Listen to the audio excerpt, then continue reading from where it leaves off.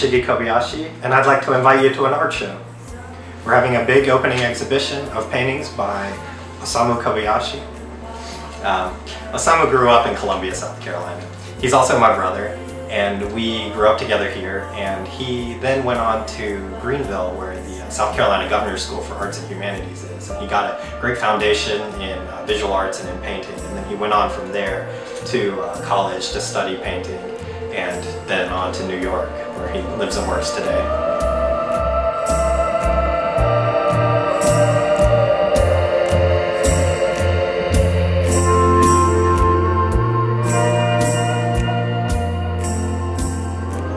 Osamu is like every other contemporary artist in the world, in that you have the whole of art history you have to grapple with. You come into the art world as a very, ambitious, young, wide-eyed student, and you have Rothko that preceded you, and Mondrian, and all of these various major figures in the world of abstraction.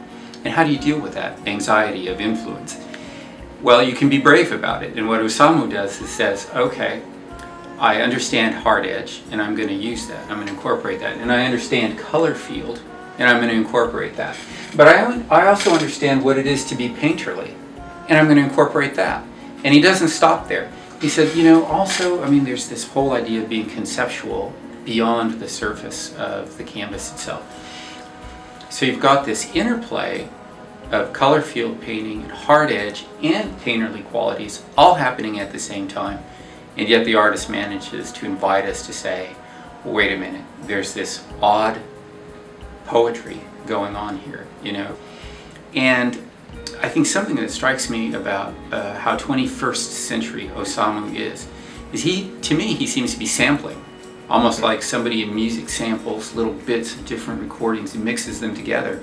In a way, he's got that open, youthful mindset that says, I will sample a little bit of hard edge, and I'll sample a little bit of the painterly traditions and conceptual traditions.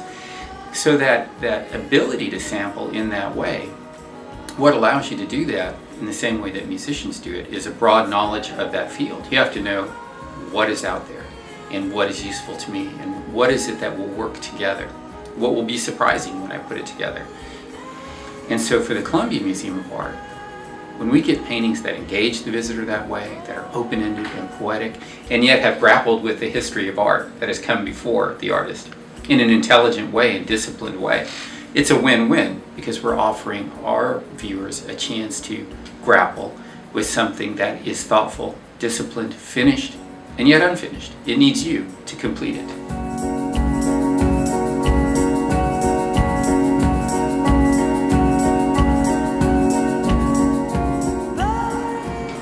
One interesting thing about this show is the sort of timing of it, because I think that with the sort of trajectory of Osamu's career, we're at a good moment to have a show for him here in town. He's set up to have a solo show in Italy next year, and his exhibitions at the different contemporary art fairs this year have already sort of increased his stature in the art world, and so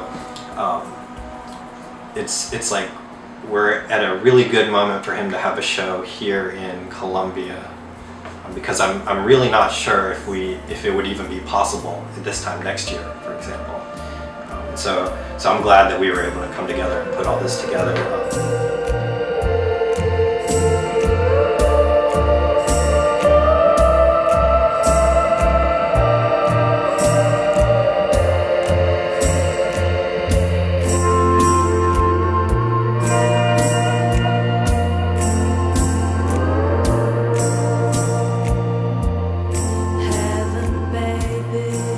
So we're going to have the show at Gallery 808 at Vista Studios off of Lady Street in downtown Columbia.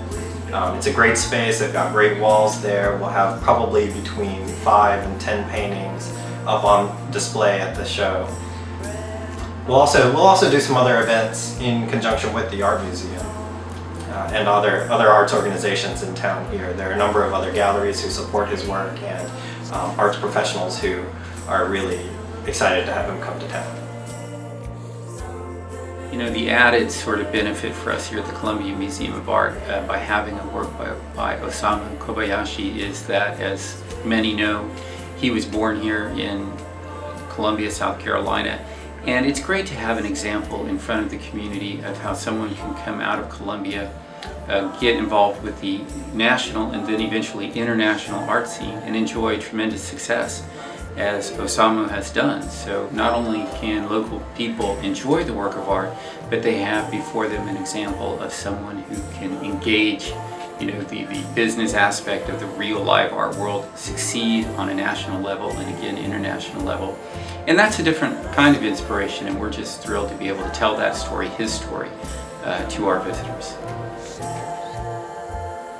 Really, the purpose for me for this art show is for you to come and see the artwork that's on the walls and to enjoy the artwork and then to talk to us about the artwork. And we'd really love to have you come by and see the show. Thank you so much.